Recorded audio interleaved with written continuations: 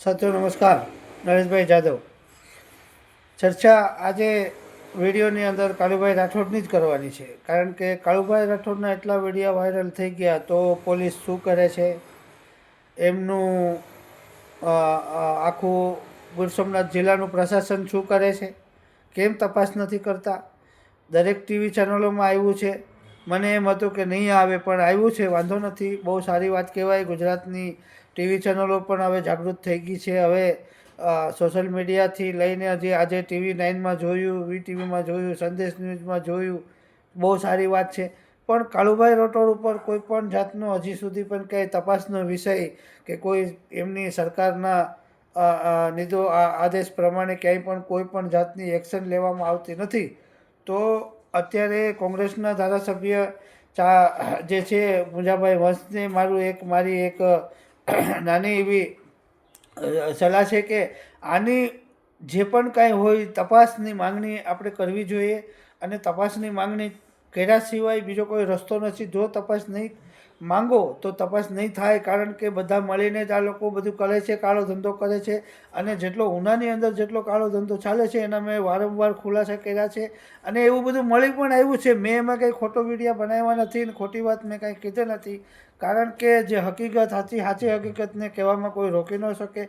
ઉનાની અંદર જે પ્રવૃત્તિઓ બનતી હતી એ બધી એની આપે જ બધી બહાર નીકળી છે. અને તમામ આખા ગુજરાતના લોકોએ જોયું છે.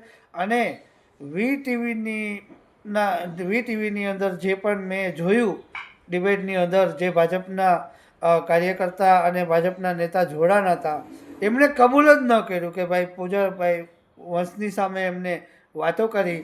અને ટીવીની માધ્યમથી પણ એમને કીધું કે ભાઈ નહીં, અમારા કાળુભાઈ રાઠોડ તો નિર્દોષ છે.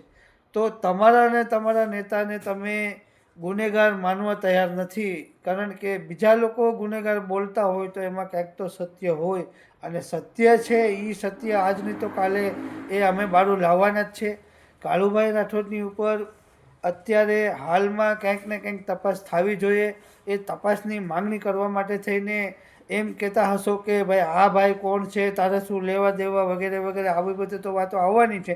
પણ હું પણ એક ઉના તાલુકાનો નાગરિક છે અને મેં પણ કાળુભાઈ રાઠોડને ઘણી નજીકથી જોયા છે.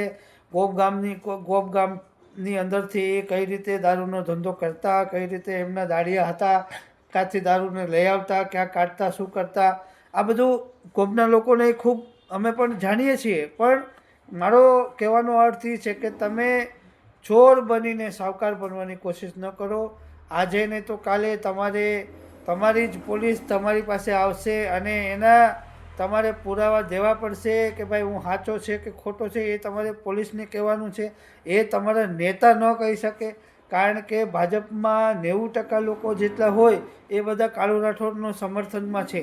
અને ટીવી ડિબેટની અંદર, VTV ડિબેટની અંદર એમ કહે છે ભાજપના નેતા કે અમારે તો બહુમતી છે, અમે તો 40 વર્ષથી અમારા કાળુભાઈ રાઠોડ બહુમત લઈ આવે છે, બહુ બધું જીતી લે છે. એટલે ભાઈ લઈ આવે છે બધું છે, પણ બધું ધંધો એ બધી કરે છે ને એનું શું?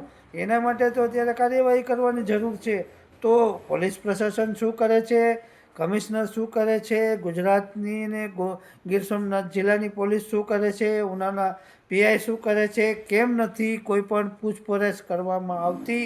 અને ખાલી વાતો જ કરવામાં આવે છે. મીડિયામાં આવી ગયું છે, સોશિયલ મીડિયામાં આવી ગયું છે. મીડિયાના માધ્યમથી પણ ટીવી ચેનલોવાળા પણ એ જ માંગ કરે છે કે ભાઈ કડકમાં કડક તપાસ થવી જોઈએ. તો આ કડકમાં કડક તપાસ કાળુભાઈ રાઠોડને ઉના તાલુકામાં ક્યારે થશે, કોણ કરશે, કઈ પોલીસ કરશે, સરકાર કરશે કે કોણ કરશે? અને હર્ષભાઈ સંધવીને એ કહેવા માગું છું કે હર્ષભાઈ સંધવી, તમે ઉના તાલુકામાં ક્યારે આવો છો? અમે એની વાટ જોઈને બેઠા છીએ.